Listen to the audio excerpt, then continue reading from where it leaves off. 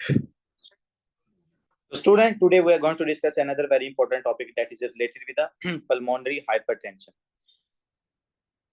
बच्चों ये वाला टॉपिक ना है इजी से ज्यादा मुश्किल है, क्योंकि मैं आपको ऑलरेडी जो इसका कंसेप्ट है ना वो पहले ही बता चुका हूँ। हमने hypoxia, vasoconstriction, pulmonary hypertension, cor pulmonale, right ventricular hypertrophy, right ventricular failure, वो हम सारा कुछ ऑलरेडी डिस्कस कर चुके हैं। और उसी का ये उन्होंने यहाँ पर सारी बातें वो वाली ही एक्सप्लेन की हुई है, बस उन्होंने उनकी टाइप डिस्कस कर दी है कि अगर हमारे पास जेनेटिक क्या प्रॉब्लम होगी जिसकी वजह से पल्मोनी हाइपरटेंशन हो सकती है, हार्ट फेलियर की वजह से क्या हो सकता है, तो सिर्फ उसकी सब डिवीजन्स की हैं। बाकी हम ऑलरेडी ये टॉपिक डिस्कस कर चुके हैं। तो चलें जी स्टार्ट करते हैं। सबसे पहले सर पल्मोनी हाइपरटेंशन हमने डिक्लेयर कैसे करना है। तो नॉर्मली हमने बात की थी कि सर हमारे पास जो ब्लड प्रेशर होता है इसमें पल्मोनी आर्टरी के अंदर वो 20 to 24 तक होता है। अगर हमारे पास 24, इन्होंने यहाँ पर 20 लिखा हुआ है, 24 या 25 से ज्यादा आपको blood pressure continuously pulmonary artery के अंदर मिलता है तो that is called pulmonary hypertension. ठीक है बच्चों, तो यहाँ पर elevated mean pulmonary artery pressure more than 25, more than 25 millimetre mercury at rest. अगर रेस्ट के अंदर आपको ब्लड प्रेशर 25 मिलीमीटर मर्करी से ज्यादा मिलता है तो इसको हम क्या डिक्लेयर करेंगे sir, that is called pulmonary hypertension. ठीक है जी, आगे आते हैं कि सर ये जो हमारे पास हाइपरटेंशन डेवलप हो रही है इसके पीछे क्या क्या पैथोफिजियोलॉजी हो सकती है, मतलब किस किस तरह ये जो पल्मोनरी हाइपरटेंशन है ये हमारे पास डेवलप हो सकती है। तो उसमें सबसे पहले लिखा उन्होंने आर्टियोसेक्लेरोसिस। ये कैसी होती है मैं अभी आपको थोड़ी देर बाद बताता हूँ, इनको हम डेवलप करके भी देखते हैं। सबसे पहले आर्टियोसेक्लेरोसिस। तो आर्टियोसेक्लेरोसिस आपको पता है कि आर्टरी का क्या मतलब है सर, आर्टियोसेक्लेरोसिस का क्या मतलब सर, थिकनेस। तो अगर आपकी जो पल्मोनरी आर्टरीज है उनके अंदर अगर थिकनेस हो जाए, वो थिकनेस कैसे हो सकती है, अगर कंटिन्यूसली वहां पर ब्लड प्रेशर एलिवेट रहे तो उसकी वजह से क्या होगी, वहां पर थिकनेस हो जाएगी आपकी।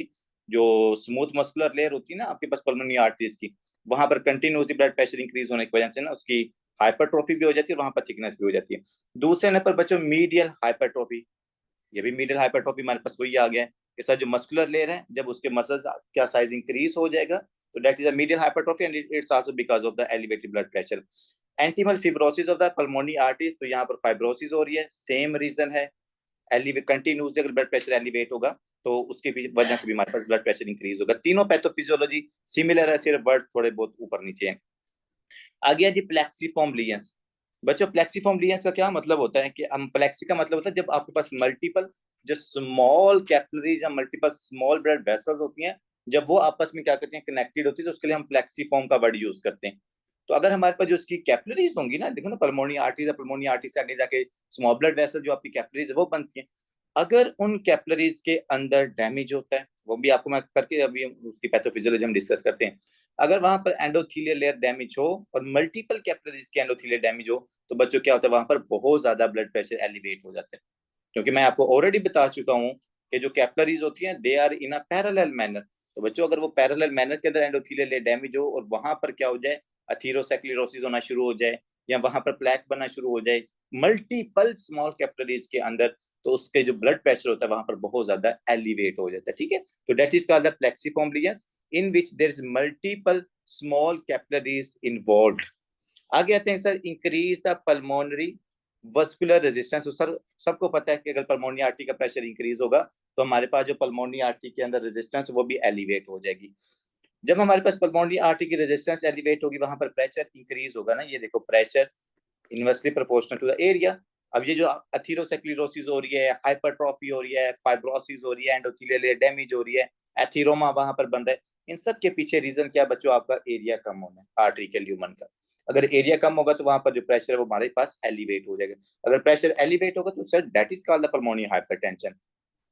सर कंटिन्यूसली पल्मोनरी हाइपरटेंशन अगर रहती है पेशेंट के अंदर तो जो उसके पास राइट वेंट्रिकल है ना इसकी हाइपरट्रॉफी हो जाती है। क्या हो जाता है बच्चों, राइट वेंट्रिकुलर हाइपरट्रॉफी, हम ऑलरेडी डिस्कस कर चुके हैं। And whenever there is a right ventricular hypertrophy you can find on physical examination that is a parasternal heave. Parasternal heave का क्या मतलब बच्चों, जब आप एग्जामिनेशन करते हैं ना पेशेंट को आपने स्पाइन पोजीशन में लेटाना है इसको। स्पाइन पोजीशन के ऊपर लेटाने के बाद आपने क्या करनी, जो हमारा ये मतलब पाम है ना, ये पाम की जो ये बैक वाली हीप वाली साइड है इसकी, ठीक है, तो इसको आपने पेशेंट की ना ये स्टर्नम के साथ, पैरा स्टर्नम का मतलब होता है स्टर्नम के साथ, यहाँ पर आपने अपने इस पाम को रखना है and you will feel the palpitation of the right ventricle. और वो क्यों पाल्पिटेशन हो रही, क्योंकि राइट वेंट्रिकल को फोर्सफुली ब्लड को पल्मोनरी आर्टरी में फेंकना पड़ रहा है। तो ये जो हमारे पास फोर्सफुल पाल्पिटेशन हो रही बच्चों, आप इसको क्या करोगे, स्टर्नम के साथ फील करोगे जहां पर हमारे पास राइट वेंट्रिकल प्रेजेंट होता है, ठीक है। That is called the parasternal heave that you can see on physical examination in patient of the pulmonary hypertension. And if there is a continuously pulmonary hypertension, it can lead towards a right heart failure that already we have discussed about it. That is called the cor pulmonale. cor pulmonale. अगर lungs के अंदर कोई problem होने की वजह से या pulmonary trunk या आर्टरी के अंदर कोई प्रॉब्लम होने की वजह से हमारा राइट हार्ट फेल होता है, उसको हम कॉर पल्मोनरी कहते हैं, ठीक है जी। अब थोड़ी सी जरा हम पैथोफिजियोलॉजी डिस्कस कर लेते हैं, बाकी फिर हम इसको स्टडी करते हैं ऊपर से। देखो बच्चों, सबसे पहले तो ये मेरे पास क्या, पल्मोनरी आर्टरी। यहाँ पर हम एक पल्मोनरी आर्टरी को ड्रा कर लें थोड़ा सा नीचे करके।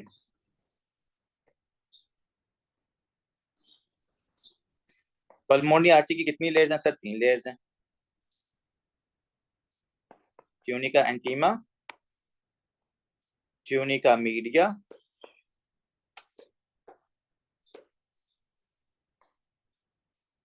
Tunica media and the tunica adventitia, जो कि कनेक्टिव टिश्यूज।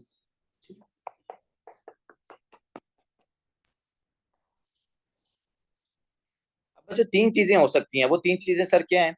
यहाँ अगर कोई हमारी जो एंडोथीलियम लेयर है, ये जो एंडोथीलियल सेल्स की लेयर है, अगर ये एंडोथीलियल लेयर क्या होती है, डैमेज होती है। एंडोथीलियल लेयर क्या हो सर? डैमेज हो। अगर बच्चों आपकी एंडोथीलियल लेयर डैमेज होगा तो सबसे पहले क्या होगा, हम ऑलरेडी डिस्कस कर चुके हैं, जब भी आपके पास एंडोथीलियल लेयर डैमेज होगी तो यहाँ पर एथीरोमा की फॉर्मेशन का जो रिस्क है वो इंक्रीज हो जाता है। ये सारा मैं आपको हेमोस्टेसिस के अंदर पढ़ा चुका हूँ ऑलरेडी। हेमोस्टेसिस के अंदर हम इसको डिस्कस कर चुके हैं कि जब भी आपके पास एंडोथीलियल लेयर डैमेज होती है, और ज्यादातर एंडोथीलियल लेयर कब डैमेज होती है, जब आपका ब्लड प्रेशर एलिवेट करता है। तो अब पेशेंट का सडनली क्या हुआ, ब्लड प्रेशर एलिवेट हो गया पल्मोनरी आर्टरी के अंदर। जब एलिवेट हो रहा है, एंटीथीलियल लेयर डैमेज होगी, एंडोथीलियल लेयर डैमेज होने की वजह से वहां पर क्या बन गया, ये एथीरोमा बन गया। अगर ये एथीरोमा बनेगा तो भाई ये उस चीज को क्या कर देगा, और ज्यादा वर्स कर देगा। क्यों? क्योंकि sir multiple atheromas, multiple atherosclerosis can lead towards the decreasing the area of the pulmonary artery. तो यहाँ पर एथीरोमा बना हुआ है, यहाँ पर बना हुआ है, तो इसकी वजह से हमारे पास हो क्या रहा है सर, ये आपका एरिया कम हो रहा है। एरिया कम होगा तो आपके पास जो प्रेशर है वो इंक्रीज हो जाएगा। एक हमारे पास है पैथोफिजियोलॉजी बच्चों ये वाली। अब आते हैं दूसरी तरफ, और सर क्या हो सकता है, अगर किसी पेशेंट के अंदर कंटिन्यूसली ब्लड प्रेशर एलिवेट रहता है, तो जो उसकी स्मूथ लेयर है, ये जो स्मूथ मसल के सेल्स है, आपको पता है ना, अगर आप कंटिन्यूसली मसल सेल्स के ऊपर प्रेशर लगाओगे, स्ट्रेस लगाओगे, तो उनका जो साइज होता है वो हमारे पास इंक्रीज हो जाता है। तो जब आपके पास इन सेल्स का साइज इंक्रीज होगा, स्मूथ मसल्स के लेयर की जो ट्यूनिका मीडिया है, तो बच्चों ये फिर दोनों साइड देखो ना, यहाँ से भी इंक्रीज है, यहाँ से भी इंक्रीज है। तो जब मस्कुलर लेयर की हाइपरट्रॉफी होगी तो ये भी आपके ल्यूमन को कम करेगी। जब ये ल्यूमन को कम करेगी, अगेन एरिया कम, प्रेशर आपके पास एलिवेट हो जाएगा। ये सेकंड पैथोफिजियोलॉजी होगी। सेकंड वाली हमने कैसे लिखनी है, मीडियल हाइपरट्रॉफी। मीडियल, रिपीट कर दें एक दफा। सर मैं ये कह रहा हूं कि अगर आप कंटिन्यूसली ब्लड प्रेशर को एलिवेट रखते हो पल्मोनरी आर्टरी के अंदर, तो उससे हमारे पास जो ब्लड प्रेशर है और ज्यादा एलिवेट हो सकता है। उसका मैंने रीजन आपको क्या बताया कि देखो, लेट्स सपोज हमारी एंडोथेलियल लेयर एक केस के अंदर डैमेज नहीं हो रही, उसके अंदर क्या हो रहा है कि ये जो आपके मसल सेल्स की लेयर है, इसकी हाइपरट्रॉफी हो जाती है। जैसे मैं, अगर आप लोग जिम के अंदर जाते हो, तो अगर आप जिम मतलब के फोर्सफुली करोगे, ज्यादा अगर आप मसल्स के ऊपर स्ट्रेस लगाओगे, तो आपके जो मस्कुलर स्केलेटन के मसल्स हैं, इवन दो उनकी भी क्या हो जाती है, हाइपरट्रॉफी हो जाती है। इसी तरह बच्चों यहाँ पर जब कंटिन्यूसली ब्लड प्रेशर आपके पास एलिवेट रहेगा, तो वो क्या कर देगा, हमारे पास इन मसल के जो सेल्स हैं इनका साइज इंक्रीज हो जाएगा। जब साइज इंक्रीज होगा ना, तो जो ल्यूमन का एरिया ना, ये आगे की तरफ एलिवेट होंगे, तो ल्यूमन के एरिया को ये कम कर देते हैं। जब ल्यूमन का एरिया कम होगा तो प्रेशर इंक्रीज हो जाता है। सेकंड नंबर पे ये हो गया। थर्ड नंबर पे बच्चों जो सबसे इंपॉर्टेंट है, वो मैं आपको अभी डिस्कस करवाने लगा हूँ। आप सबको पता है कि सर जो एंडोथेलियल सेल्स होते हैं ना, इनके अंदर दो इंपॉर्टेंट मॉलिक्यूल्स होते हैं। एक हमारे पास होता है नाइट्रिक ऑक्साइड और दूसरा आपके पास होता है एंडोथिलिन। एंडोथिलिन। अब इसके अंदर बच्चों जो नाइट्रिक ऑक्साइड है, everyone know that nitric oxide is a vasodilator. Vasodilator, nitric oxide आपका vasodilator. And on the other hand जो एंडोथिलिन है, वो आपके पास वेजो कंस्ट्रिक्टर है। वेजो कंस्ट्रिक्टर है। और जो सबसे मतलब कि जेनेटिक पल्मोनी हाइपरटेंशन का रीजन है बच्चों वो यही वाला जो अभी मैं आपको बताने लगा। देखो अगर तो हमारे पास नाइट्रिक ऑक्साइड की प्रोडक्शन अगर कम हो जाए, क्या सर, नाइट्रिक ऑक्साइड की प्रोडक्शन कम हो जाए जो कि आपके पास वैजोडाइलेटर है, तो हमारे पास जो पल्मोनी आर्टरी इसकी वैजोडाइलेशन नहीं होगी।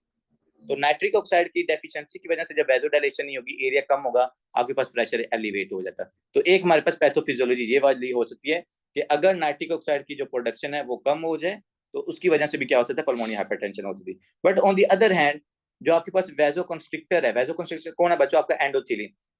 अगर एंडोथिलिन की प्रोडक्शन हो जाए ज्यादा, एंडोथिलिन की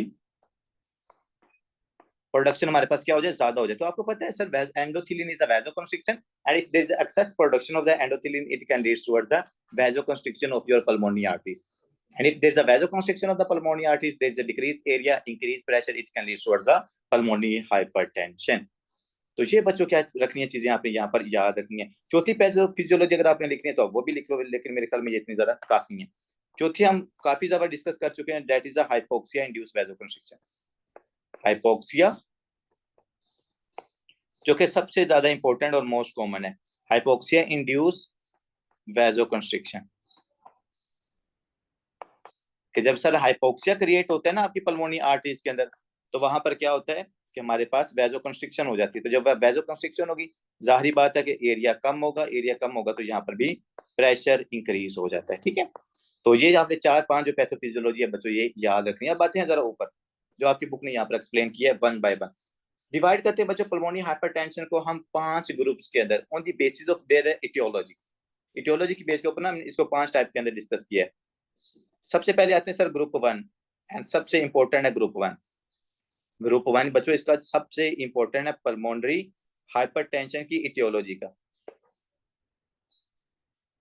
क्योंकि इसका जो ट्रीटमेंट है ना, इसके ट्रीटमेंट से यूएसएमएल एग्जाम के अंदर मुझे क्वेश्चन आया था इसके ट्रीटमेंट से ना, बोसिन टान आई थिंक वो ड्रग का नाम था, तो वो उन्होंने पूछा था।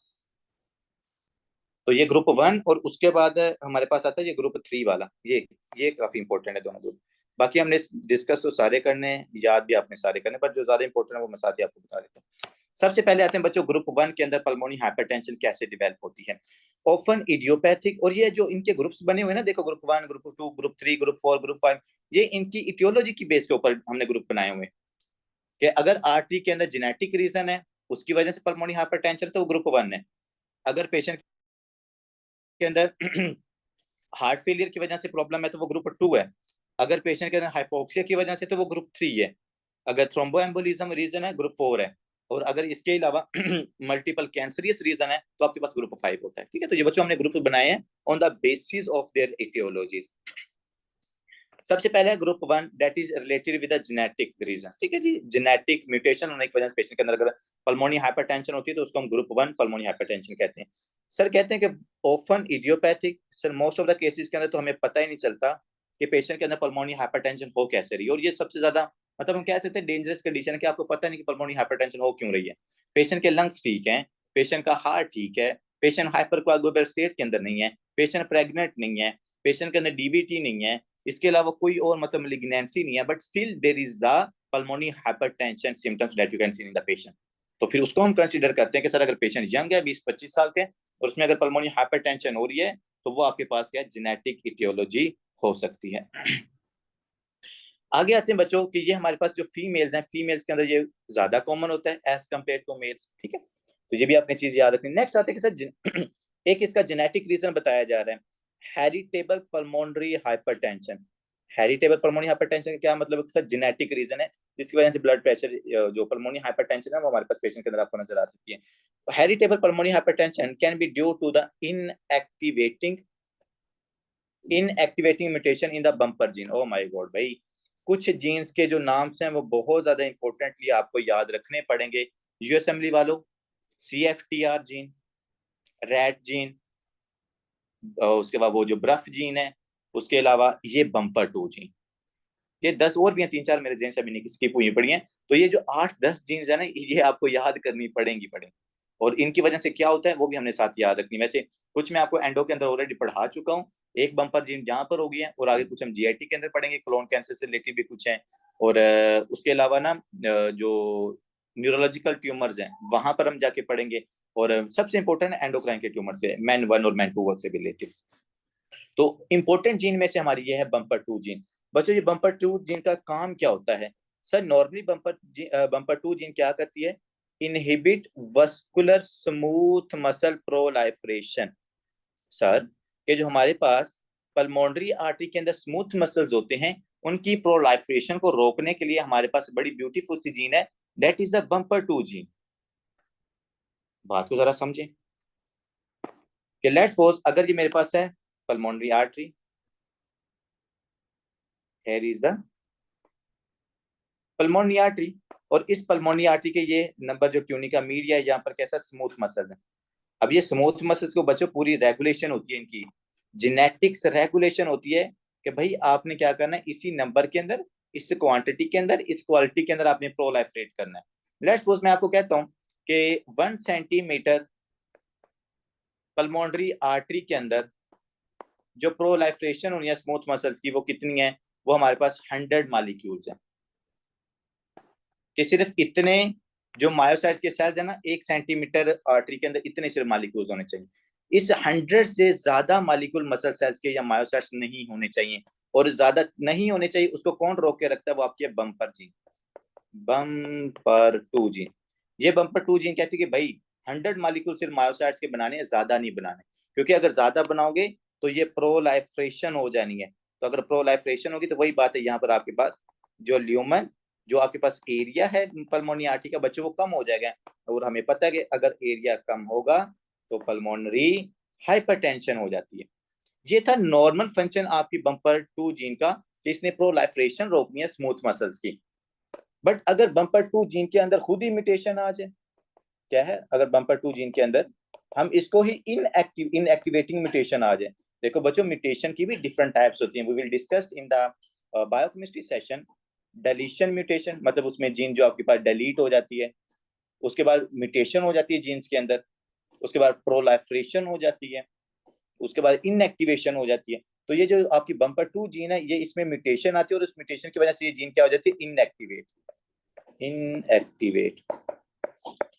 तो अगर आपकी बम्पर 2 जीन बच्चों इनएक्टिवेट हो जाएगी, तो ये जो प्रोलाइफरेशन को रोकना था जिस जीन ने, अब वो हमारे पास वो जीन ही नहीं है। तो जिसकी वजह से हमारे इन स्मूथ मसल्स की एक्सेस प्रोलाइफरेशन होगी, and if there is excess proliferation it can lead towards the hypertrophy of the wall, and if there is a hypertrophy it can lead towards a decreasing area and increase the pressure in that pulmonary artery। तो ये आपने bumper 2 gene को क्या रखना बच्चों? याद रखना है। और इसकी क्या बता रहे हैं? Poor prognosis. आई गेस इसकी सबसे ज्यादा पुअर प्रोग्नोसिस है कि पेशेंट के अंदर बहुत जल्दी राइट हार्ट फेलियर हो जाता है। आगे आते हैं कि sir pulmonary vascular endothelial dysfunction results in the increase vasoconstriction. अब उन्होंने कहा कि भाई एक तो ऊपर बम्पर 2 जीन वाली पैथोफिजियोलॉजी आपने याद रखनी है, that is a genetic reason, और दूसरा उन्होंने एक और यहाँ पर लिख दिया है, that is a pulmonary vascular endothelial dysfunction.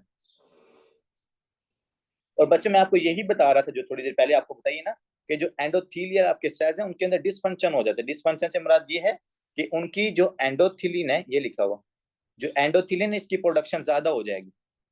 या फिर हमारे पास क्या डिसफंक्शन है कि जो आपके पास वैसोडाइलेटर है, जैसा कि प्रोस्टासाइक्लिन्स हैं, जैसा कि नाइट्रिक ऑक्साइड है, ये वैसोडाइलेटर्स की प्रोडक्शन कम होना शुरू हो जाएगी। तो उसकी वजह से भी क्या हो सकता है? Pulmonary hypertension. ठीक है सर, बम्पर 2 जीन के अंदर म्यूटेशन है, प्रोलाइफरेशन नहीं रुक रही, ज्यादा प्रोलाइफरेशन है, जो आपके पास पल्मोनरी आर्टरी की वॉल थिक हो जाएगी, उसकी हाइपरट्रॉफी हो जाएगी, एरिया कम, प्रेशर ज्यादा हो जाएगा। दूसरे नंबर डिसफंक्शन क्या हो सकता है हमारे पास सर? एंडोथिलिन की प्रोडक्शन अगर ज्यादा हो जाए, it can lead towards the pulmonary hypertension. अगर नाइट्रिक ऑक्साइड की प्रोडक्शन या प्रोस्टासाइक्लिन भी आपके पास जो है ना, ये वैसोडाइलेटर होता है, ये प्रोस्टासाइक्लिन है, प्रोस्टाग्लैंडिन्स नहीं है ये। तो प्रोस्टासाइक्लिन भी हमारे पास वैसोडाइलेटर होता है। तो अगर इनकी प्रोडक्शन कम हो जाए बच्चों, स्टिल क्या हो सकता है सर? Pulmonary hypertension. इसके अलावा बच्चों कुछ और कॉजेज को डिस्कस करते हैं, these causes are very very important. Other causes that can cause a pulmonary hypertension, उसमें सबसे पहले लिखा हुआ है एम्फेटामिन एंड द कोकेन। अगर कोई एम्फेटामिन की अब्यूजिंग करता है या कोकेन को अब्यूज करता है, उनके अंदर पल्मोनरी हाइपरटेंशन हो सकती है। हाउ? एनी ब्रिलियंट स्टूडेंट,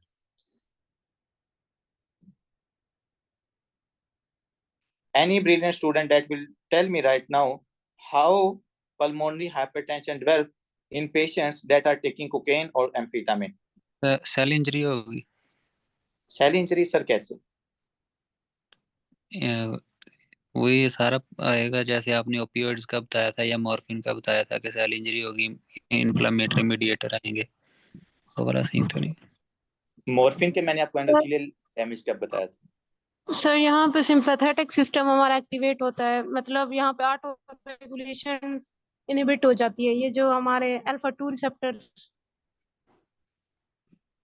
जी जी सही बता रहे हैं, बताएं बताएं। सर जो टीसीए, ये कोकेन एंड एम्फेटामिन सर वहां पे जाके लगते हैं हमारे सेंट्रल सिस्टम में, तो उसमें sir post synaptic membrane receptors के इसकी ऊपर जो लगते हैं। रेगुलेशन करते हैं। हम्म। जी जी बताएं। क्या होगा? आई थिंक डिस्कनेक्ट हो गए बच्चों। मैंने आपको ऑलरेडी कितनी दफा ये कोकेन वाला आई थिंक बता चुका हूँ, और जो एम्फेटामिन है इनका सेम है। हमारे पास जो न्यूरोमस्कुलर जंक्शन होती है ना, देखो लेट्स ये आपके पास न्यूरॉन है, और न्यूरॉन के आगे क्या है सर? ये मस्कुलर लेयर है। जिस मसल को हमने क्या करना होता है बच्चों? कॉन्टेक्ट करना होता है, ठीक है। न्यूरॉन टू न्यूरॉन जंक्शन भी हो सकती है, न्यूरॉन टू मसल जंक्शन भी हो सकती है। अब आपको पता है कि सर ये जो हमारे पास नर्व एंडिंग है, नर्व एंडिंग, यहाँ पर प्रेजेंट होते हैं हमारे पास डिफरेंट टाइप की vesicles, and all these vesicles are the backs of the epinephrine, norepinephrine and acetylcholine. देखिए क्या सर, इनके अंदर एपिनेफ्रिन है, नोरेपिनेफ्रिन है, एसिटाइलकोलिन है, जो आपको अकॉर्डिंग टू रिक्वायरमेंट क्या होते हैं, ये रिलीज होते हैं। अब जब आपके पास ऑटोनॉमिक सिस्टम आपका एक्टिवेट होता है तो क्या होता है सर? एपिनेफ्रिन और ये जो नोर एपिनेफ्रिन है यहाँ से रिलीज होते हैं, और पोस्ट सिनेप्टिक मेम्ब्रेन के ऊपर जाकर ये लगते हैं। देखो बच्चों, यहाँ से रिलीज हुआ, ये वेजिकल्स हैं, आपको पता है इधर से कैल्शियम का इन्फ्लक्स होता है and all those things. Calcium का इन्फ्लक्स होता है, फिर वो क्या करता है यहाँ पर आपके इन वेजिकल्स को डीग्रेनुलेट करवाता है, जिसकी वजह से जो एपिनेफ्रिन और जो नोर एपिनेफ्रिन है वो इस प्री सिनेप्टिक लेफ्ट के अंदर यहाँ पर आते हैं, ठीक है। Epinephrine and sir NOR epinephrine इस प्री सिनेप्टिक लेफ्ट के अंदर आएंगे, और उसके बाद जब आपके एपिनेफ्रिन नोर एपिनेफ्रिन इस मसल्स के ऊपर लगे तो जाहिर बात वहां पे जो सोडियम का इन्फ्लक्स होता है, जब सोडियम का इन्फ्लक्स होता है तो आपके मसल्स क्या कर लेते हैं? कॉन्टैक्ट कर लेते हैं, जिसकी वजह से आपके हार्ट की कॉन्ट्रेक्टिलिटी इंक्रीज हो जाती है।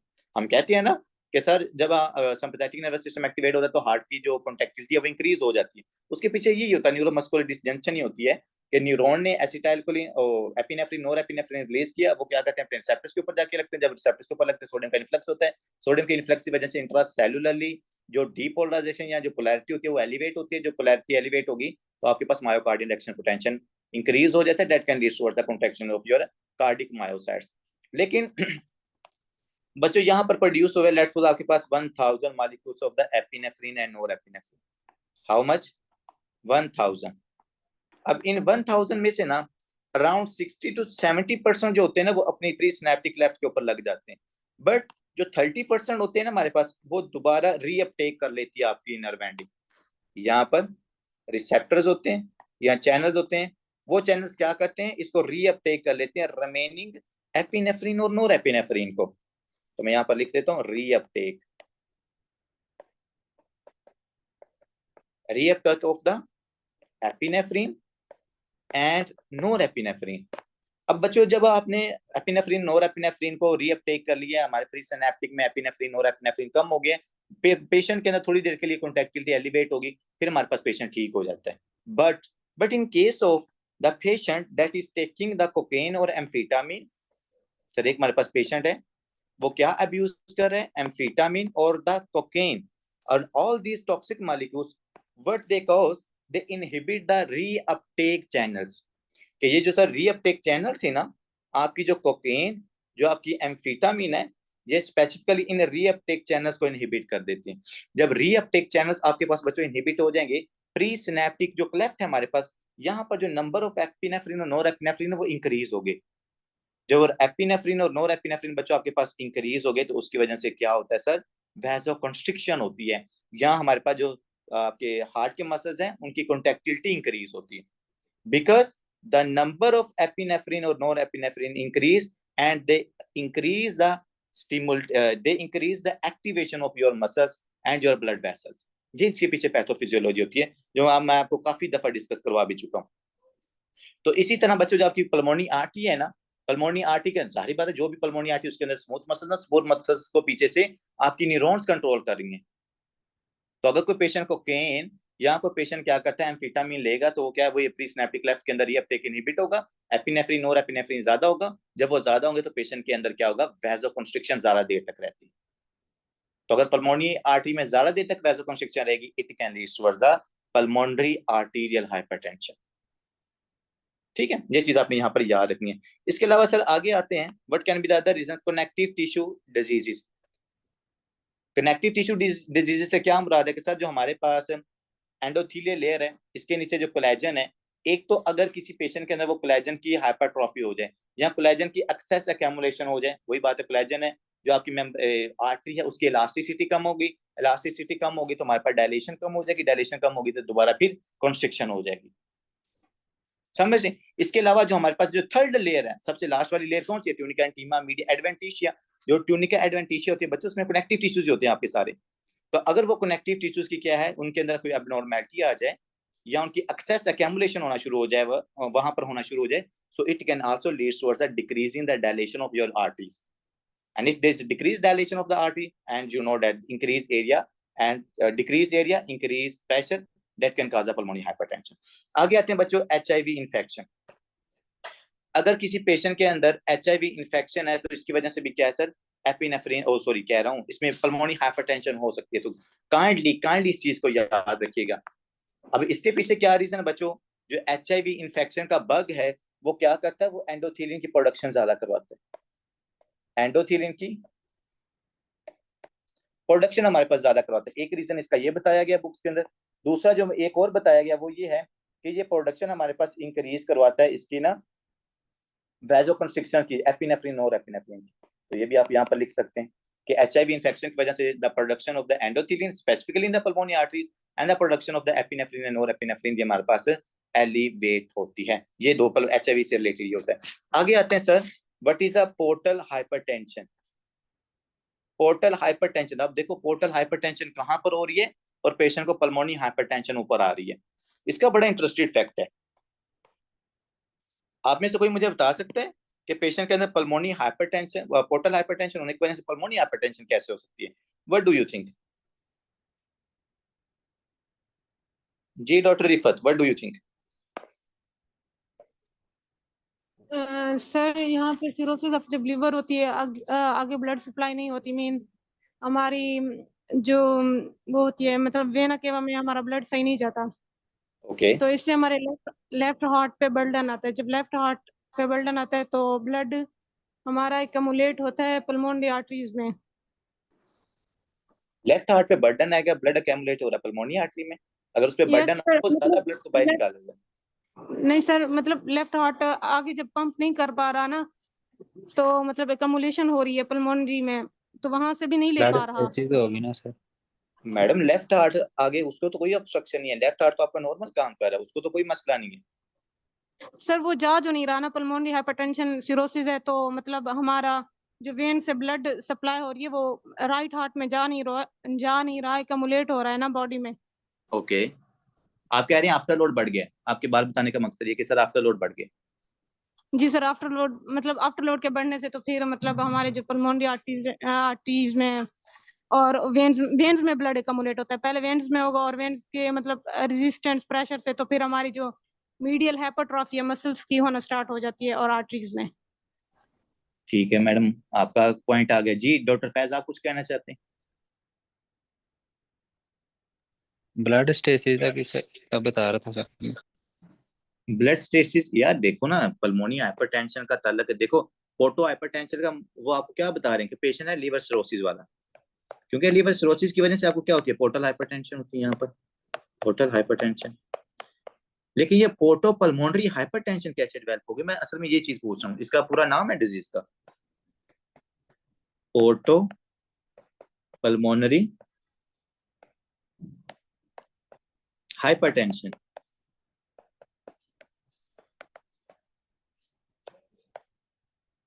तो डॉक्टर साहब जो आप बता रहे हैं ना कि सर आफ्टर लोड बढ़ गया है और आफ्टर लोड बढ़ने की वजह से आपको लेफ्ट हार्ट फेल, देखो वो जब तक लेफ्ट हार्ट फेलियर नहीं ना होगा तब तक आपको पल्मोनी हाइपरटेंशन नहीं डेवलप हो सकती। डॉक्टर रिफल जरा बात सुनिएगा, आप कह रहे हैं कि sir if we have the beautiful heart hair,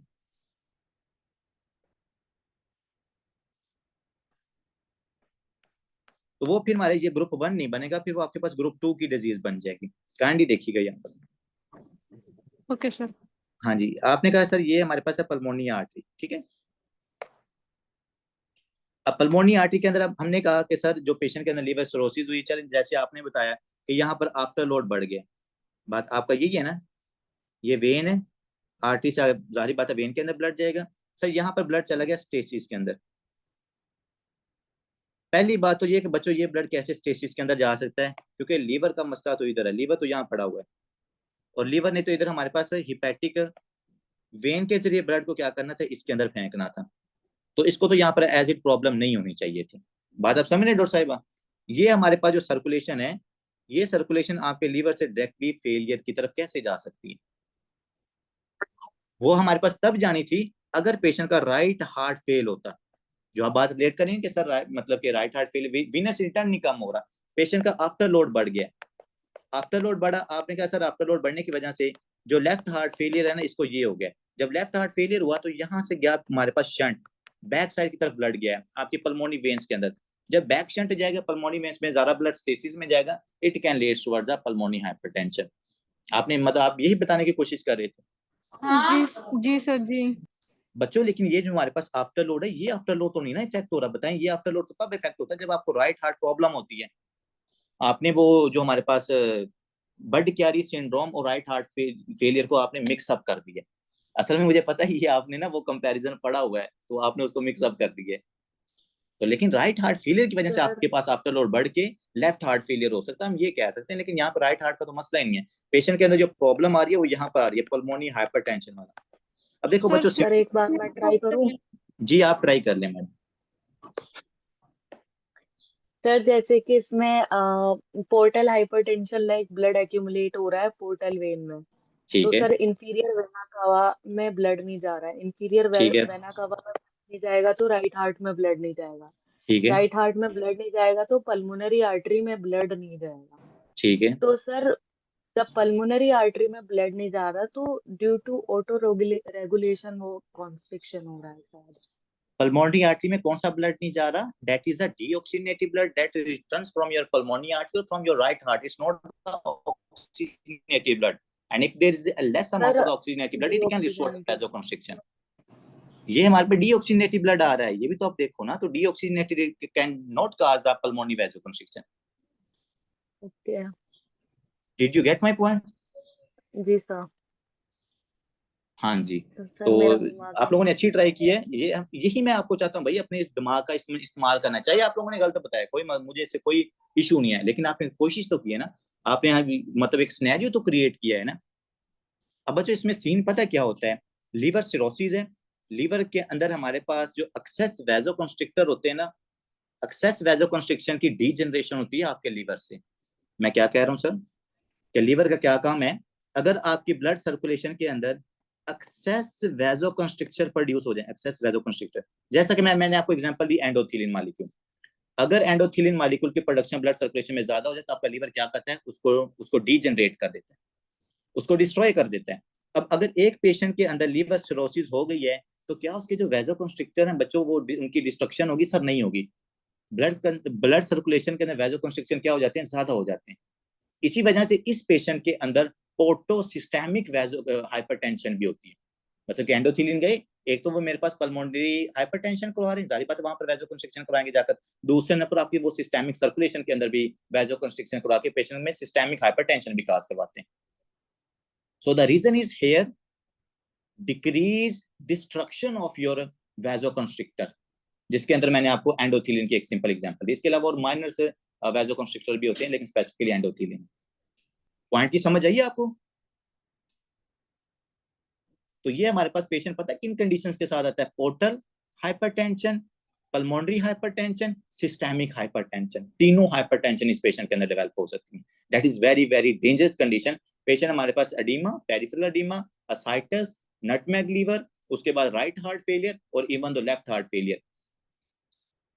अब लिवर सिरोसिस की वजह से pulmonary hypertension, right heart failure की वजह से असाइटस और peripheral oedema, left heart failure की वजह से एक तो पल्मोनी एडीमा पेशेंट में डेवलप हो जाएगा, दूसरा पेशेंट के अंदर सिस्टेमिक हाइपरटेंशन की वजह से लेफ्ट हार्ट फेलियर भी हो जाता है। तो ये बड़ा मतलब कि मजे का सिंड्रोम है, आपको आगे तक इंशाल्लाह पढ़ाऊंगा भी।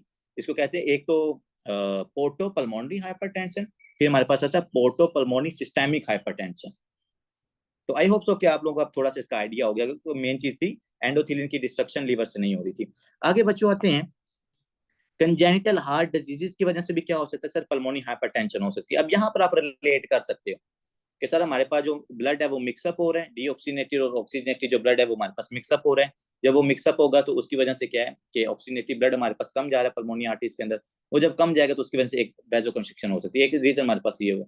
उसके अलावा टेट्रोलॉजी ऑफ फैलेट आप ले लो, या उसके अलावा VSD ले लो, सबके पीछे पैथोफिजियोलॉजी हम CVS के अंदर पढ़ चुके हैं, ये पल्मोनी हाइपरटेंशन खास करवा सकते हैं। ठीक है, अब आगे आते हैं बच्चों schistosomiasis. Oh my God, that is very amazing. किस तरह शिस्टोसोमिया जो हमारे पास बग है ये पल्मोनी हाइपरटेंशन करवाता है। हाँ जी, अब ये बताएं। और ये बड़ी मजे, पुरानी बुक के अंदर उन्होंने नहीं मेंशन किया होता, नई बुक में उन्होंने मेंशन कर दिया शिस्टोसोमिया का ना, कि ये वैसे मैंने आपको GIT के अंदर जाके पढ़ाना था कि जब वहां से हमने शिस्टोसोमा की वजह से इन्फेक्शन करना था ना, उस पेशेंट के अंदर सारा पल्मोनी हाइपरटेंशन भी हो रही थी, तो मैंने फिर वहां पर भी जाके आपको रिलेट करूँ, लेकिन चलो यहाँ पर लिख दिया। अब आप मुझे बताएं कि शिस्टोसोमा की वजह से किस तरह पल्मोनी हाइपरटेंशन हो सकती है, हाउ इट्स पॉसिबल। जी doctor Taiba, doctor Faiz, Shiraz, doctor किरण।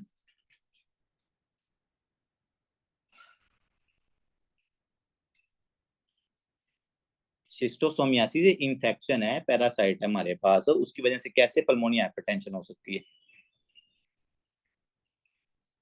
अब बच्चों जो यहाँ पर उन्होंने पैथोफिजियोलॉजी बताई हुई है ना, वो पैथोफिजियोलॉजी जो बताएगी मैं आपको वही स्ट्रेट फॉरवर्ड बता देता हूँ कि शिस्टोसोमा भाई ये जो पैरासाइट है ये क्या करता है, हमारी पल्मोनरी आर्टरी के अंदर जाकर अपने एग प्रोड्यूस करता है यहाँ पर। ठीक है बच्चों, ये शिस्टोसोमा क्या करता है, अपने एग्स को प्रोड्यूस करते हैं। अब ये वाले जो एग्स हैं, ये एग क्या करते हैं, आपकी इस एंडोथिलिन को डैमेज कर, एंडोथीलियल लेयर को डैमेज करते हैं। क्या कहते हैं सर, एंडोथीलियल लेयर को डैमेज करेंगे। और आपको पता है अगर एंडोथीलियल लेयर डैमेज होगी, कोलेजन आपका एक्सपोज होगा, उसके ऊपर प्लेटलेट्स लगेंगे, पेशेंट किसकी तरफ जाएगा, हमारे पास एथेरोस्क्लेरोसिस की तरफ जाएगा। And if there is a multiple atherosclerosis in the multiple capillaries it can lead towards the pulmonary hypertension. तो ये इसके पीछे ना पैथोफिजियोलॉजी है जो डिफरेंट बुक्स के अंदर लिखी गई है। तो ये थे बच्चों आपका ग्रुप 1, जस्ट ग्रुप 1। सबसे पहले जेनेटिक कॉज था बम्पर 2 से रिलेटेड, उसके बाद हमने फिर वस्कुलर डिस्फंक्शन को डिस्कस किया जिसमें हमने एंडोथेलिन और नाइट्रिक ऑक्साइड को कंपेयर करके देखा था। उसके बाद ये अदर कॉजेज आते जिसमें amphetamine, cocaine, congenital diseases, HIV, porto, systemic hypertension, congenital disease and schistosomiasis. ये था बच्चों ग्रुप 1। आगे आते हैं सर ग्रुप 2 की तरफ। अब ग्रुप 2 जो डॉक्टर रिफत हमें बता रही थी, that is a group 2, that is not a group 1। ठीक है, अब ग्रुप 2 के अंदर क्या होता है, आपके लेफ्ट हार्ट के अंदर अगर कोई प्रॉब्लम है ना, तो पेशेंट के अंदर क्या है कि पल्मोनी सिम्टम आती है। हाँ जी, कहाँ चले गए CVS वाले बच्चे, how you can differentiate between the left heart failure patient and the right heart failure patient, come on. Sir left heart वाले फेलियर के अंदर पल्मोनरी एडीमा आता है और राइट ओके, हार्ट वाले फेलियर के अंदर जो है पेरिफेरल एडीमा आता है, एसाइटिस, जुगुलर वेनस डिटेंशन, ये वेरी सारी गुड। चीजें। कि सर आपने सिंपली बताया हुआ है कि जब आपको लेफ्ट हार्ट फेलियर होगा पल्मोनरी सिम्टम्स, डिस्निया, टैकिपनिया, कफ। राइट हार्ट फेलियर है सिस्टेमिक सिम्टम्स, जैसा कि असाइटस हो सकता है, पेरिफेरल एडिमा हो सकता है, JVP रेस हो सकती है, नटमैग लीवर हो सकता है पेशेंट का। ठीक है, वेरी गुड। तो यहाँ पर भी बच्चों हमारे लेफ्ट हार्ट में प्रॉब्लम है तो जाहिर बात है आपके पास जो वीनस इंटर्न है वो सॉरी जो आपके पास ऑक्सीजनेटेड ब्लड आ रहा है लेफ्ट एट्रियम, वो बैक शंट करेगा, बैक शंट करेगा, कंजेशन हो जाएगी ब्लड की पल्मोनी आर्टरीज के अंदर, and if there is a congestion of the blood in the pulmonary arteries and the vein it can lead towards the increase the blood pressure there। तो causes क्या बच्चों, systolic and the diastolic function and the valvular diseases। अब आपको पता है अगर sir चाहे systolic failure है चाहे डायस्टोलिक फेलियर है, हाँ जी, how we can differentiate between the systolic heart failure and the diastolic heart failure. जी सर डॉक्टर सदका, सर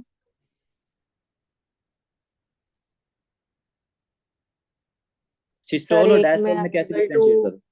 अनेबल टू कॉन्ट्रैक्ट होगा और सर एक में अनेबल टू डायलेट होगा, मतलब डायस्टॉल होगा। जैसे अनेबल टू डायस्टोलिक फंक्शन होता है सर, जैसे हाइपरट्रॉफी कार्डियोमायोपैथी होती है ना, उसमें डायस्टोलिक ठीक होगा मैडम, डिस्फंक्शन ठीक होता होगा, मैं ये कह रहा हूँ आपको पता कैसे चलेगा, वो तो हो गया सिस्टोल और सिस्टोलिक डायस्टोल हार्ट तो। फेलियर में जो अच्छा इजेक्शन फ्रैक्शन होती है वो रिड्यूस्ड होती है, और डायस्टोलिक हाउ में मच जो है वो reduce, normal less how than much, 55%। Less than 40। 40 होती है सर, लेस देन 40। हाँ जी, तो sir we can make differentiate between the systolic, ये सारी सीवीएस में कितनी दफा बताया हुआ आप लोगों को बच्चों, साथ साथ रिटेन नहीं ना करे, रिवाइज नहीं करे, इसलिए आपका फ्राइडे को टेस्ट रखा हुआ है। तो सर सिस्टोल और डायस्टोल के अंदर हम इस तरह डिफरेंशिएट कर सकते हैं, इकोकार्डियोग्राफी करनी है, अगर इजेक्शन फ्रैक्शन 40% से कम आ रहा है, इसका क्या मतलब है, सिस्टोलिक फेलियर है, और अगर इजेक्शन फ्रैक्शन 40% से ज्यादा, इसका मतलब है डायस्टोलिक हार्ट फेलियर। बच्चों वॉल्वुलर डिजीज कौन सी है जो पल्मोनरी हाइपरटेंशन करवा सकती है, जी आप लोगों ने सारा बताना है क्योंकि हमने सब कुछ पढ़ा हुआ है, कौन सी वॉल्वुलर डिजीज है, माइट्रल एक दो बता दो। Stenosis. Pulmonary wall stenosis, pulmonary वाल स्टेनोसिस, पल्मोनरी स्टेनोसिस जो होती है। पल्मोनरी स्टेनोसिस, मिट्रल स्टेनोसिस ही कह सकते हैं, mitral stenosis, very good, Dr. Shiraj and Satya, very good sir, mitral stenosis, we know that mitral stenosis होगी left atrial hypertrophy, left atrial hypertrophy, there is the shunting of the blood from the pulmonary veins back into your lungs, और इसकी वजह से कौन सा syndrome होता है mitral stenosis की वजह से, हॉटनर syndrome, Hortner syndrome, and what are the symptoms of the Hortner syndrome, hoarseness of voice okay, and dysphagia, dysphagia, and left atrial enlargement. Left atrial hypertrophy, very good. तो देखो बच्चों हमने सारी चीजें जो पढ़ रहे हैं हमने साथ साथ रिटेन भी रखनी, तो ये था हमारे पास group two. Let's comes towards the group three, and group three is related with the lungs. भाई सिंपल सी बात है, यहाँ पर हमारे पास लंग्स से रिलेटेड कोई भी प्रॉब्लम होगी ना, जो हम पिछले को 15 दिन से वही तो पढ़ते आ रहे हैं, जिसके अंदर मैंने 1700 दफा आपको ये कंडीशन ऑलरेडी पढ़ा चुका हूँ, हाइपोक्सिया होगा भाई, वैसोकंस्ट्रिक्शन होगी, ठीक है सर। लंग डिजीज या हाइपोक्सिया क्रिएट होता है जैसा कि destruction of the lung parenchyma, ठीक है, जैसा कि वो बता रहा है सीओपीडी, लंग इन्फ्लामेशन, फाइब्रोसिस, जिसके अंदर हमने इंटरस्टिशियल लंग डिजीज को पढ़ा था, फाइब्रोसिस सारा हम ऑलरेडी, हर पैथोफिजियोलॉजी सारा कुछ हम ऑलरेडी डिस्कस कर चुके हैं। और एट द एंड क्या सिंपल सी बात ये याद रखनी थी कि सर अगर हाइपोक्सिया होगा तो हमारे पास वैसोकंस्ट्रिक्शन होती है पल्मोनी आर्टरीज के अंदर, और अगर हाइपोक्सिया होगा आपकी सिस्टेमिक आर्टरीज के अंदर तो वहां पर क्या होगी जी, Vasodilation. वहां पर होगी वैसो डायलेशन। और अगर आपकी ब्रेन की आर्टरीज के अंदर होगी वहां पर क्या होगा, अब बताओ वहां पर क्या सर होगा, ब्रेन, वो कार्बन डाइऑक्साइड के लेवल, ऑक्सीजन उस पे लेवल पे डिपेंड करता है। कार्बन डाइऑक्साइड के लेवल के ऊपर डिपेंड करता है, ब्लड के ऊपर नहीं करता, या ऑक्सीजन के ऊपर नहीं करता।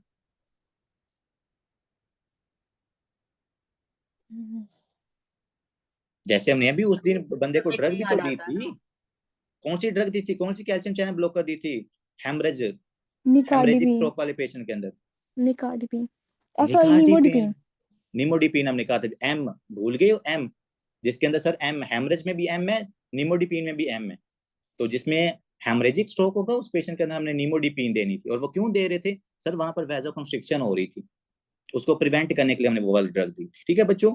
तो यहाँ पर हाइपोक्सिया अगर पल्मोनी आर्टरीज में है तो वैसोकंस्ट्रिक्शन है, सिस्टेमिक आर्टरीज में तो वैसोडायलेशन है, न्यूरोनल आर्टरीज है तो वहां पर डिपेंड करता है, आप सही कह रहे थे कि सर कार्बन डाइऑक्साइड और ऑक्सीजन की अमाउंट के ऊपर डिपेंड करता है, स्पेसिफिकली आपकी कार्बन डाइऑक्साइड, कार्बन डाइऑक्साइड कम है तो वहां पर वैसोकंस्ट्रिक्शन हो जाती है। तो आगे सर हाइपोक्सीमिक वैसोकंस्ट्रिक्शन, ये भी हमने डिस्कस किया, जैसा कि ऑब्स्ट्रक्टिव स्लीप एपनिया, कल वाला टॉपिक था कि सर ऑब्स्ट्रक्टिव स्लीप एपनिया होगा तो पेशेंट के अंदर ऑक्सीजन नहीं आएगी, मतलब एयर ही नहीं आएगी, एयर नहीं आएगी, गैसेस एक्सचेंज नहीं होगा, गैसेस एक्सचेंज नहीं होगा तो आपके पास ऑक्सीजन सिस्टमिक सर्कुलेशन में नहीं आएगी, पल्मोनी सर्कुलेशन में नहीं आएगी, if there is no oxygen in the pulmonary arteries it can restore the वैसोकंस्ट्रिक्शन।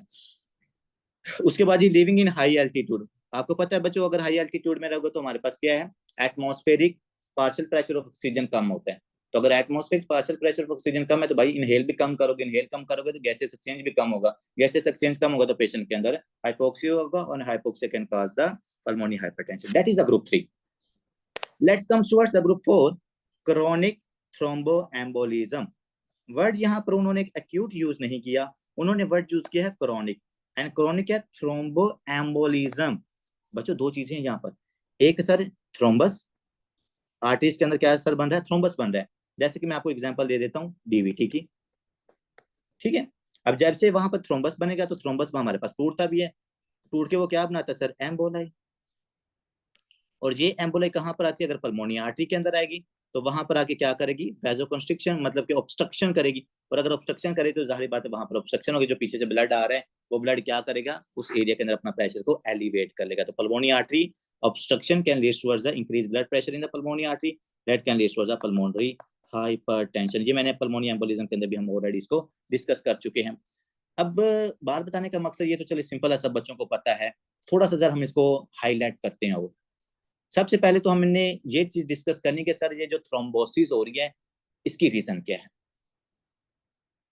हाँ जी, what can be the possible reasons that can cause a thrombosis into your body, what do you think everyone? Pregnancy. Sir भाई pregnancy hyperlipidaemia पे हो भाग सकता के है। आ जा भाई, उससे पहले को 2-4 बता दे, प्रेगनेंसी पे भाग के आ जा। हाइपरकोगुलेशन हो सकती है उसके अंदर ब्लड अगर। चला गया। ठीक है, sir oral contraceptive okay, pills. OCPs and sir endothelial damage. Diabetes endothelial mellitus damage भी हो इसकी जाएगी, कॉज हो ओके, सकती है। क्या कॉज हो सकती? डायबिटीज, डायबिटीज हो गया, गुड।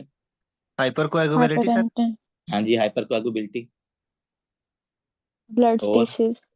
ब्लड स्टेसिस था, वो ब्लड स्टेसिस का भी तो कोई रीजन है ना, तो वो हमने ऑलरेडी बता तो दिए। लेट्स गो, डायबिटीज मेलाइटिस वाला पेशेंट उसमें भी तो ब्लड स्टेसिस में जा सकता है ना, विस्कोसिटी बढ़ रही है ब्लड की। एंड जी, अगर पेशेंट अगर कंजेस्टिव हार्ट फेलियर वाला है तो उसके अंदर भी हो सकती है ब्लड स्टेसिस। वो तो हमने रीजन ग्रुप 2 में मैडम पढ़ लिया ना, मैं थ्रोम्बोसिस का रीजन पूछ रहा हूँ, don't sir confuse thrombosis two का एक ग्रुप्स। सब और रीजन हो सकता है सर। एथेरोस्क्लेरोसिस या हाइपरलिपिडीमिया, ओबेसिटी। ओके, ओबेसिटी बताए ना, ओबेसिटी हो गया। Sir next, prolong standing prolong like standing thrombosis, security ठीक गार्ड। है, हो सकता है, हो सकती है बिल्कुल। मजा नहीं आ रहा, बिल्कुल कॉमन कॉमन से बता रहे हैं, थोड़ा सा डेप्थ में जाएं।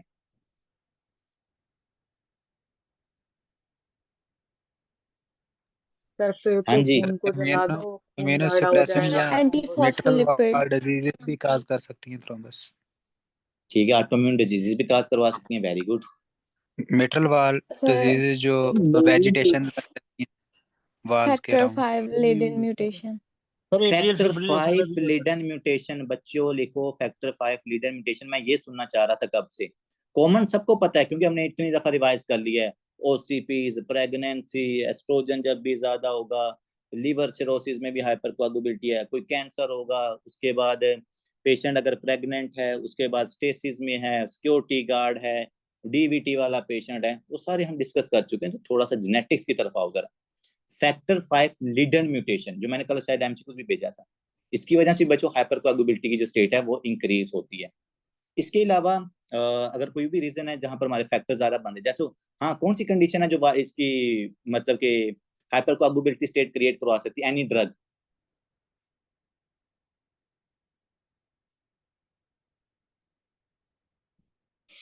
कोई यार नहीं, भूल गए हो। चले आओ जी इधर, क्रोनिक थ्रोम्बोएम्बोलिज्म अब सिंपल डिस्कस कर लेते हैं सर। रिकरेंट माइक्रोथ्रोम्बाई हो रहा है, बार बार हमारे पास थ्रोम्बस बन रहे हैं।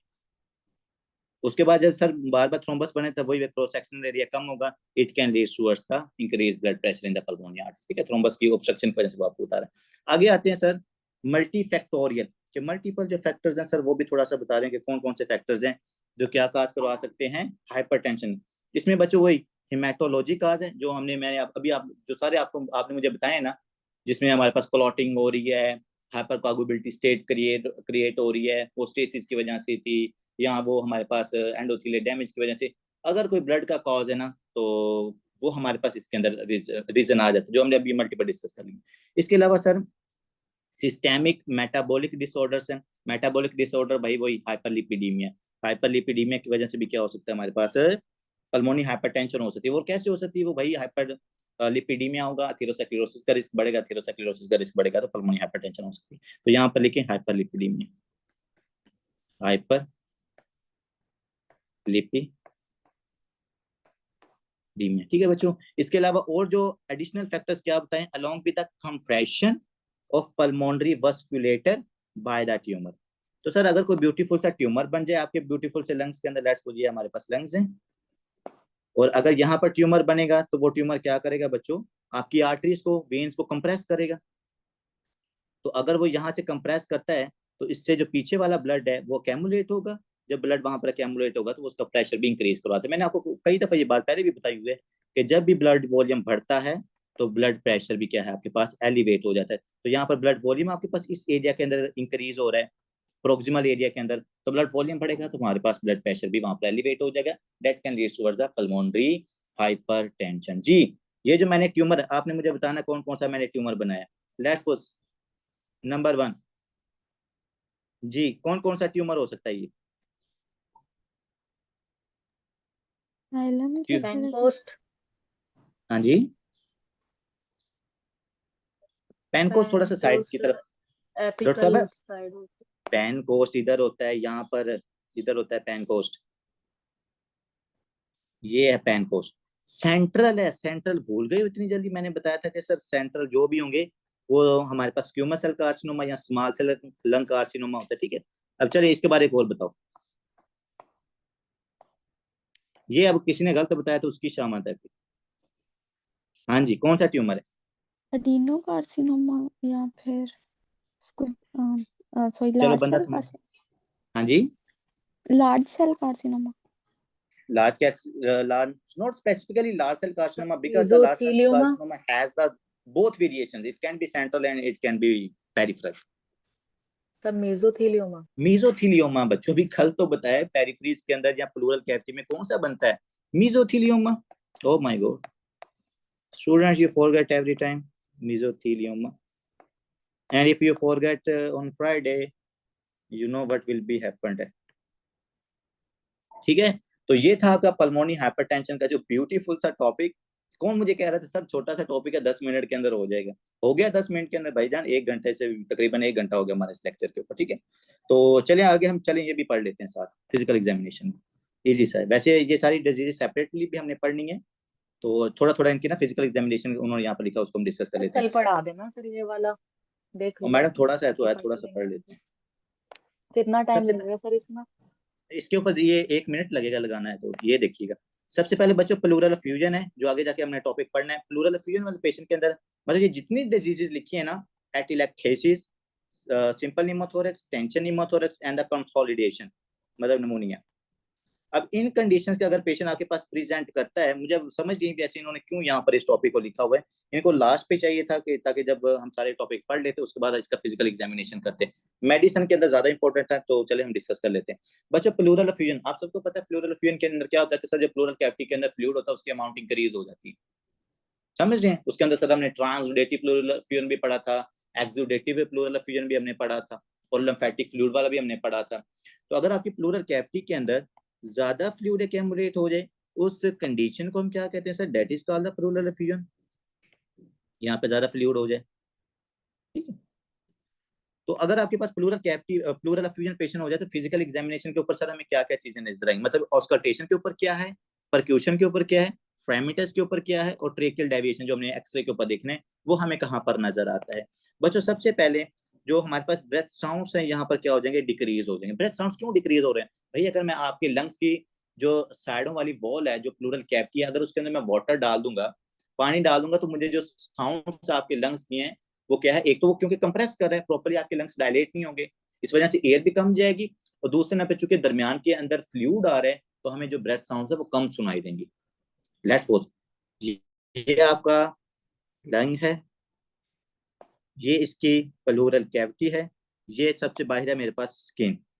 यहाँ पर मैंने ब्यूटीफुल सा स्टेथोस्कोप रखे ना, मैं इसको सुन रहा हूँ। अगर आपकी इस प्लूरल कैविटी के अंदर बच्चों ज्यादा फ्लूइड आ जाए, तो इतना फ्लूइड आ गया, अगर इतना फ्लूइड आ जाएगा तो जो यहाँ पर साउंड प्रोड्यूस हो रहा है, ब्यूटीफुल सा ब्रोंकियल साउंड प्रोड्यूस हो रहा है, वो आपको सुनाई कम देगा, because there is a fluid between two layers, skin और इसके दरमियान में लेयर, ये फ्लूइड आ गए, इस वजह से हमें ब्रेथ साउंड्स कम सुनाई देती हैं प्लूरल फ्यूजन के अंदर। सर आगे जब मैं इसको परक्यूज करूंगा बच्चों, जब भी फ्लूइड इकट्ठा होता है ना, जब भी हमारे पास क्या फ्लूइड इकट्ठा होगा तो आपको साउंड डल ही सुनाई देगा, चाहे वो आपके एब्डोमेन के अंदर है, चाहे वो आपके पास क्या है यहाँ लंग्स के अंदर है। तो ये हमें परक्यूशन जब ऐसे रखे ना ऊपर आपने ऐसे साउंड सुना तो आपको डल साउंड सुनाई देगा। इसके बाद बच्चों फ्रेमिटस। फ्रेमिटस होता है कि हम उस पेशेंट को कहते हैं भाई आपको 99 कहने के बाद आपने ना उसकी वाइब्रेशंस को देखना कि भाई कितनी वाइब्रेशंस प्रोड्यूस हो रही हैं। अगर तो सॉलिडिटी आपके लंग्स के अंदर ज्यादा इंक्रीज हो रही है ना, तो बच्चों ये जो फ्रेमिटस होता है ना ये इंक्रीज हो जाता है। और सॉलिडिटी किस कंडीशन में इंक्रीज होती है? निमोनिया वाले पेशेंट के अंदर जब कंसोलिडेशन होती है। तो आप यहाँ पर देखो, जब कंसोलिडेशन होगी ना, निमोनिया वाला पेशेंट या एडिमा वाला पेशेंट है, तो उस पेशेंट के अंदर सिर्फ आपको जो फ्रीमेटस है ना ये एलिवेट नजर आता है, इसके अलावा कहीं नजर आपको नहीं आता। इसको याद रखने का वैसे ये सर तरीका एक भी बार है। रिपीट करना, मैं फ्रेमिटस ये क्या कह होता रहा है? हूँ कि अगर हमारे पास लंग्स में हार्डनेस इंक्रीज होगी, डेंसिटी इंक्रीज होगी, जैसे मैंने कहा निमोनिया के अंदर कंसोलिडेशन हो जाती है, जैसे पल्मोनिया एडिमा में फ्लूइड इकट्ठा, इंट्रा पेरेन्काइमल फ्लूइड इकट्ठा हो जाता है, तो वहां पर हमें ये जो फ्रीमिटस है, जैसे हम कहते हैं ना फ्रीमिटस होता क्या है, हम पेशेंट को कहते हैं कि भैया आपका 99, तो जब वो 99 कहता है तो हमने वाइब्रेशंस को सुनना है कि हाँ भाई इसके लंग्स के ऊपर जो वाइब्रेशन है वो ज्यादा प्रोड्यूस हो रही है या कम प्रोड्यूस हो रही है। आप अभी कहो 99, आपको वाइब्रेशन मतलब थोड़ी बहुत सुनाई देंगी, लेकिन जो फ्रीमिटस होता है उसमें काफी ज्यादा वाइब्रेशन सुनाई देती हैं अगर कंसोलिडेशन हो तो, हार्डनेस अगर लंग्स के अंदर हो, क्योंकि आपको पता है जो साउंड होता है वो हार्ड मटेरियल्स के ऊपर ज्यादा रैपिडली क्या करता है, ट्रेवल करता है। तो अगर कंसोलिडेशन होगी तो जो आपके पास ब्लड साउंड होते हैं बड़े एलिवेट, जो साउंड जो भी प्रोड्यूस हो बड़ा रैपिडली वो क्या करता है, पास आउट होता है, तो ये फिर में हमें इंक्रीज नजर आता है। तो सिर्फ नमूनिया के अंदर याद रखिएगा फ्रेमिटस बढ़ता है, उसके अलावा किसी कंडीशन और में आपको नजर नहीं आता। सर प्लूरल एफ्यूजन के अंदर tracheal deviation, none if small away from the side of the lesion if large, ठीक है, कह रहा है स्मॉल हो तो भाई कोई मसला नहीं है, लेकिन अगर लार्ज प्लूरल फ्यूजन हो जाए तो जो ट्रेकियल डेविएशन है वो आपको ऑपोजिट साइड की तरफ नजर आती है। देखो लेट्स सपोज ये आपका ब्यूटीफुल सा ट्रेकिया है ना, तो अगर इस साइड की तरफ क्या होता है, प्लूरल एफ्यूजन होती है यहाँ पे, तो इतना बड़ा फ्लूइड इकट्ठा हो गया, तो ये क्या करेगा, आपकी इस ब्यूटीफुल सी ट्रेकिया को कंप्रेस करके ऑपोजिट साइड की तरफ भेज देगा।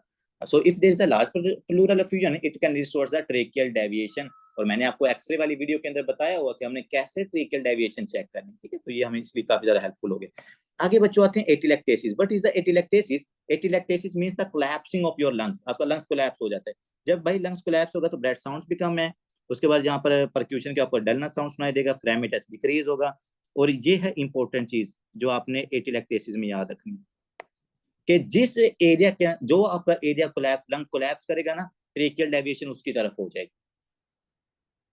बात के ऊपर गौर कीजिएगा, अगर आपका एक ये लंग है राइट ब्यूटीफुल लंग, और जो लेफ्ट है ना ये बेचारा ये कोलैप्स हुआ पड़ा है, तो जब ये कोलैप्स होगा ना तो इधर तो हमारे पास बिल्कुल सारा कुछ ठीक है, प्रेशर सही क्रिएट हो रहा है राइट साइड की तरफ, तो ये जो आपके पास लंग्स कोलैप्स है बच्चों, अब आपका ट्रेकिया क्या करेगा, इसकी तरफ डेविएट हो जाएगा। तो एटिलेक्टेसिस की तरफ याद रखिएगा इप्सिलेटरल ट्रेकियल डेविएशन होती है। ऑपोजिट किसमें होती है, निमोथोरक्स के अंदर या प्लूरल एफ्यूजन के अंदर होती है। ये जैसे ये कंसेप्ट मैंने आपको उसके अंदर भी बताया हुआ था, न्यूरोलॉजी के अंदर भी हमने पढ़ा था। हाँ जी सत्या, न्यूरोलॉजी के अंदर हमने कोई ऐसा कंसेप्ट पढ़ा था, क्या नाम था उस टॉपिक का, सर कौन सा topic? Neurological lesion, upper motor, lower motor neuron lesion क्या सर। अपर मोटर, और ये कहाँ से आ गया? सर अगर इप्सिलेटरल सर वो था ना, अगर लाइक बिलो स्पाइनल कॉर्ड के लेवल पे हो रहा है तो सर इप्सिलेटरल होगा, उससे मैं ऊपर ये है कह तो रहा हूँ कि हमने वहां पर पढ़ा था कि अगर आपकी कोई चीज कोलैप्स कर जाए, नेक्रोसिस हो जाए, स्कीमिया हो जाए, वो एरिया डैमेज हो जाए, तो जो दूसरे टिश्यूज हैं वो उसकी तरफ डेविएट कर जाते हैं। अच्छा। जैसे हमने कहा था जो आपका मिड ब्रेन है, जब मिड ब्रेन का स्कीमिया होता है ना तो ऊपर जो हाइड्रोस जिसके अंदर सेरेब्रोस्पाइनल फ्लूइड, आपका जो वेंट्रिकुलर सिस्टम है वो वेंट्रिकुलर सिस्टम आपका डायलेट हो जाता है, जिसमें मैंने वेंट्रिकल फोर को आपको डायलेट करके दिखाया। तो इसीलिए अल्लाह ताला ने जो आपके टिश्यूज बनाए वो उनको उसी एरिया के अंदर कंपैक्ट बनाया हुआ है। अगर कोई टिश्यू डैमेज होगा तो दूसरे क्या हो जाते हैं, इंक्रीज हो जाते हैं। तो यहाँ पर देखो आपके पास ये जो बेचारा लंग था ये कोलैप्स हुआ, तो ट्रेकिया ने क्या कर लिया, उस साइड की तरफ डेविएट होगी। तो ये चीज आपने यहाँ पर याद रखनी। नेक्स्ट आते हैं बच्चों निमोथोरेक्स। निमोथोरेक्स के अंदर ब्रेथ साउंड्स कम होते हैं, बहुत इंपॉर्टेंट है ये वाला एमसीक्यूज।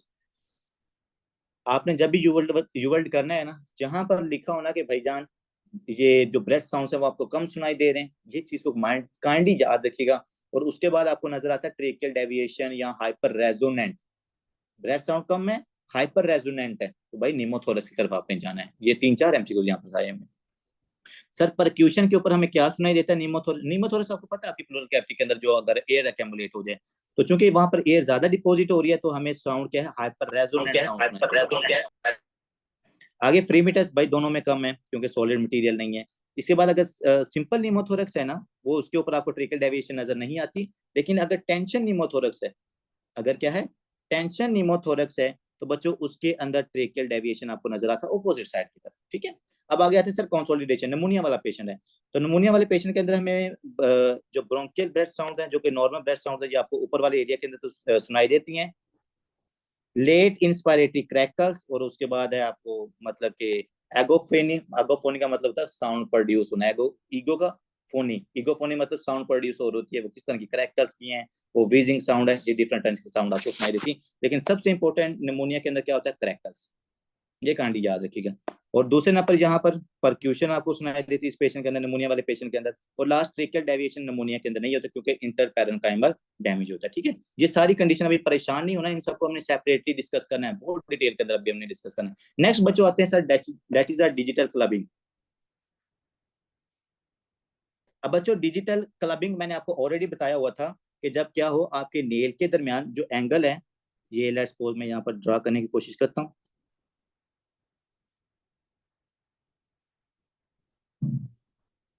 ठीक है।